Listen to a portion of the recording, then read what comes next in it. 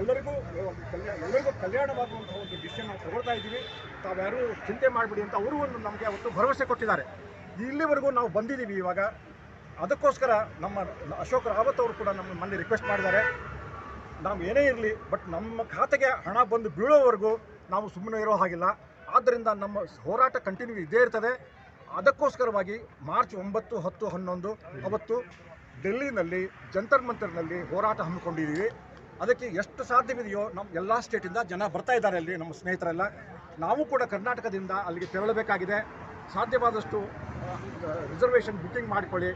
But ದೇವರ ದಯದಿಂದ ಈ ಒಂದು ಫೆಬ್ರವರಿ ಕೊನೆ ವಾರದಲ್ಲಿ ಏನಾದರೂ ಒಂದು ಡಿಸಿಷನ್ ಬಂದರೆ, ಏನಾದರೂ ಒಂದು ಭರವಸೆಯ ಒಂದು ಡಿಸಿಷನ್ ಬಂದು ಅಥವಾ ಏನಾದರೂ ಆಗ್ಬೋದು, ಹೇಳೋಕ್ಕಾಗಲ್ಲ.